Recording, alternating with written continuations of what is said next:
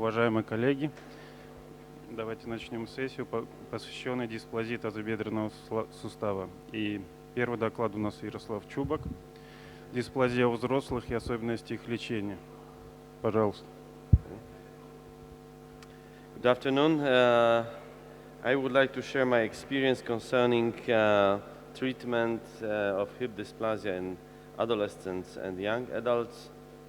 I think it's a challenging topic. We have seen even today in the morning some parts of this topic. Two cases at the beginning. First case is 13 years old girl with a pain in the groin, history of DDH in infancy, some treatment. The question what to do in this case: acetabular shelf, Chiari, periacetabular osteotomy combined with proximal femoral osteotomy, periacetabular osteotomy only, or weight and total hip replacement in the third decade. And the next case is a 44 years old woman with a groin pain, limping, good range of motion, increased Trendelenburg science. And what to do: total hip replacement, hip resurfacing arthroplasty, total hip replacement with the roof augmentation, periacetabular osteotomy, or Chiari combined with proximal femoral osteotomy. So what we will talk about, we will talk about the surgery according to the age. We have a different method like anatomical and non-anatomical correction, which is redirection versus augmentation. Pelvic osteotomies, reconstructures versus salvage. Femoral osteotomy, hip arthroscopy, and also we'll talk about sequelae of our surgery and why. So hip dysplasia in adolescent and young adult is residual dysplasia, the history of DDH and the childhood, clinical signs, X-ray, risk of osteoarthritis, definition, what it is. So we have two distinct possible residual dysplasia, which is the residual dysplasia from the childhood and so-called adolescent onset dysplasia, which was mentioned by Manuel in the morning. And the main cause of hip dysplasia is that two reasons. So it rises as the onset is at the childhood, with treatment or without treatment, and there is this adolescent or adult onset acetabular dysplasia. Two distinct diseases and different type of surgery during different age. We expect similar outcome, but we usually achieve different kind of osteoarthritis in that hip. So the hip in adolescence has usually abnormal gait, decreased strength, limb length discrepancy, flexion, abduction, deformity of the hip with increased rate of degenerative hip joint, some postural deformity, back pain, ipsilateral genovalgum. And then what is the X-ray value? So-called CE angle is less than 20, anterior angle is 12, and FIVA is more than 20. Shenton line usually show breakage, which we evaluate as instability of the hip. What about adolescents? Adult type is a typical patient in the second and the third decade, mostly symptomatic, with sometimes rare, sometimes limping, with increased pain after physical activity in women, sometimes after delivery. A mostly normal range of motion with flexion more than 90 degrees, abduction more than 20, and very rare is asymptomatic, as I mentioned. So there are also another causes of acetabular dysplasia. We found it in Leg-Calvé-Perthes disease, the sequelae of AVN and sequelae of infection, and also the acetabular dysplasia in neuromuscular diseases like CMT, spina bifida, arthrogryposis, and cerebral palsy, and also different other type of neuromuscular diseases. The outcomes after surgery deteriorate with time and is worse, mainly due to asymmetrical outcome. So the general, we know that the main problem is the instability which create the deficit of the coverage in all parts of acetabulum, anterior, superior, and posterior part. What we have for that, to improve that, we have the two-way. Reorientation means anatomical correction, and augmentations, which I can say this is non-anatomical treatment. So we have for the acetabulum reconstructive osteotomy and the so-called salvage procedures. And for femoral side, we have a different kind of osteotomy. We will talk about this type today. So my topic is how to correct acetabulum. So this is the whole spectrum of these different possibilities in different age. I will concentrate on the redirectional osteotomies and salvage procedures with special attention to the PAO, which was described in 1988. So we have a different type of double and triple osteotomy. The most known is triple osteotomy according to Steele and Tennis. And in this Russian, former Soviet Union orthopedic market, I think is well known, so-called triple osteotomy according to Professor Sokolovsky. I don't know if you know Sokolovsky. I know Sokolovsky's son, but I also remember the father. So according to PAO, this was the method described in 1988, but the first procedure was done in March 1984, so we celebrate this year 35th anniversary of the first osteotomy. So what are the indications? There are traditional indications like the age, adolescents, young adults, symptomatic dysplasia. This is for me a little bit controversial. I don't know what it is, really painful, but it's not easy. And without significant osteoarthritis, this is also a little bit controversial because we don't know what means significant osteoarthritis. So generally, this is my material, adolescents, young adult from 11 to 57, the oldest the lady was. The best results, third and fourth decade. There are two groups in the world which they are follow. Bernese group and Boston group. Today we have seen from Professor Siebenrock the results of still almost 50, a little bit less than 50% still has no conversion to total hip. What means symptomatic dysplasia? Pain in the groin, weakness after physical activity, pain started after pregnancy. Usually we have this positive signs of fatherage, flexion, adduction, internal rotation. We provoke the pain which is permanent before. And according to osteoarthritis, not more than the second degree of Tennis classification, and we have additional classification to evaluate the prognosis, and this is a Yasunaga test, which show the width of the articular space or joint space in abduction view. And another indication is broken Shenton line that shows us instability of the hip and the degree of and value of frontal and anterior CE angles and the roof angle, which is higher than 20. Proper indication, according to my experience, I perform more than 1,000 procedures, 100 to 400.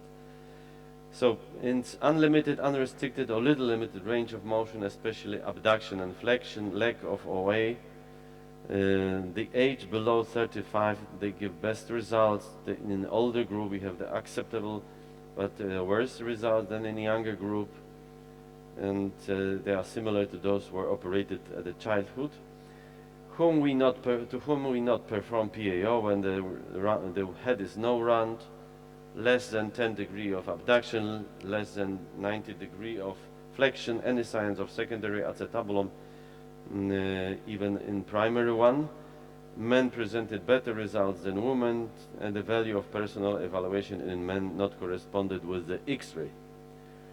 And to whom we should be aware: patients with neuromuscular diseases, usually mainly to the weak bone, adolescents just after ipson cartilage fusion, elastic bone, bone after infection, heart easy to broken, unpredictable shape, patients using contraceptive pills, strips, or applicators, the risk of thromboembolism, and the patients with hip joint and with joint and tissue laxity, they have a higher risk of intra and after operation bleeding.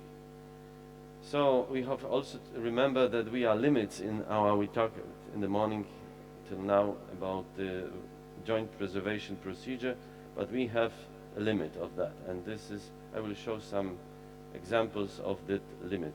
I think we have limit also in this picture. So we have also the predictor factors, which is the age more than 35 and the joint space less than 2 millimeters. This is according to the publication is mentioned below. So if there is no predictors mentioned above, this is 4% risk of total hip, but when there are two, there are almost there are 75 probable total hip. So this salvage procedure, non-anatomical treatment, we have shelfplasty. We discussed in a previous session about the shelfplasty, means augmentation, and Chiari osteotomy. The indication is stable hip for shelf, and Chiari osteotomy is a selective coverage accepted in congruency, impossible to perform other type of correction. And I think we have to know about Chiari, but we should not perform it very often in the human being. There are special indication, like I talked today with my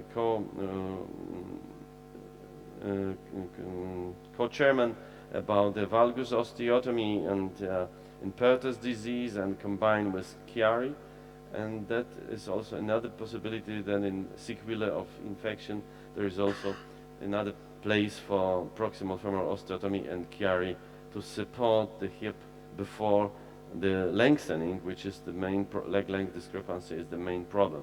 So for the femoral osteotomy, PAO reduced the number of that procedure. We have the residual virus after LCP, residual recurrent hip dysplasia, and increased femoral anteversion. This is the indication for PFO. The chronic deformity in SCIFI is the other things, and leg length discrepancy is the next. So this is the one case we changed the anteversion of the femur in the same stage with PAO to achieve the stable hip. And this is another case. Then we perform only PAO without proximal femoral osteotomy. It looks maybe a little bit strange, but it works more than 20 years now. And another group, there are those patients we have to be aware. They are this CP patients. This is Walker patient with this subluxation of the hip, and it's not possible to reduce this hip without the shortening of the femur. So this is another combined procedure with PAO, usually first, of course, femoral osteotomy, and the second PAO. What the indication? Always to reduce leg length discrepancy in CP, and of course in a selective indication to restore the contact with joint surfaces. We talk about arthroscopy. Is it indication of hip arthroscopy in dysplastic hip? We need a proper selection, as I think this is a crucial thing. Careful positioning, we have heard about it. Careful portal placement. Routine arthroscopy include central and peripheral compartment. And arthroscopy can be addressed also to those periarticular pain syndromes. The principles, they are not contraindicated, but we are arthroscopy is suited in the patients who are not candidates for PAO or total hip replacement. They are too early. Indications: different painful symptoms in hips, neither for PAO nor total hip. Maybe a staging procedure before performing PAO. In my hands, hip arthroscopy during PAO is a combined procedure. I prefer mini open together with PAO as still wait to prove method of imaging a proper prognosis assessment before joint preservation treatment. This is one of the examples I showed today. So sometimes the arthroscopy in this plastic hip can be harmful. So, but when we can salvage, what to do when we can't salvage? We have different kind of situation. It was presented in the morning session. Then there is not possible to preserve the joint. And there are mostly patients with neuromuscular diseases, but also with hip dysplasia and hip dysplasias, and different reasons which make imbalance of muscle. So the main problem is acetabulum, which is displayed, small leg of acetabular walls, not bone stock, or not enough, for different configuration, and there are also man-made abnormalities made by previous surgery. And femur, which is narrow, which is unpredicted shape with axial deviations, sometimes the presence of plates, screws, wires, nails, and pins. So what is the most important? The most important is plan. But for the plan, we need plain X-ray and CT, which is absolutely necessary in that difficult cases. So we use this conical screw, as it was mentioned too. We achieve very stable primary fixation, sometimes with additional screws, if it is not a screw cap. And this is some examples. You see that there was not always good plan. There was not possible to not have a proper stems. I'm really convinced to use this Wagner stem, which is cone stem. Is easy. The smallest size is 13 millimeters, and it's easy to control anteversion. And for those difficult cases, this is our material from previous years, 10 to 13. And there was a different kind of diagnosis before. There were altogether 37 DDH, and the others were mentioned below. So unbelievable increase of Harris hip score even surprised us. After that, there were not so many complications. One fracture, and in 2 cases there were periprosthetic bone formation. And this is one of those cases. Another possibility is what I asked my previous speaker about the modularity of the neck. We have another group of patients treated of this plastic hip with difficult shape of the femur, using modular neck. And there were the same number, a little bit more in patients. So we started 2013, young group 13 to 29, average 24. So that was the reason of this operation you see here. And there was also in a shorter observation very good results of using Harris hip score, a little bit more because there was a little bit bigger group, 2 periprosthetic fracture, 1 temporary sciatic nerve palsy, and delayed recovery with patients with osteoarthritis. So this is another, one of these patients. We lengthened the hip, and we increased the offset because this is independent in that type of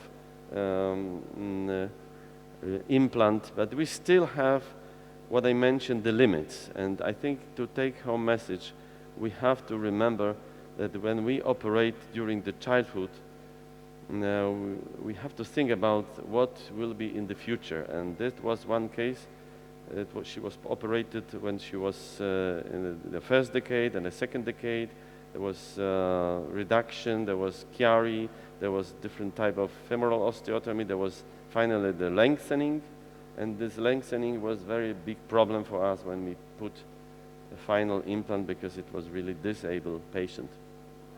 So this is another case. This is more than 25 years follow-up after triple steel osteotomy. and you can only imagine the shape of the pelvis, how much difficult it was to perform this total hip procedure for her. So remember about that for the patient, the coming surgery are more important than the previous ones. Thank you very much for your attention. Спасибо большое, Ярослав.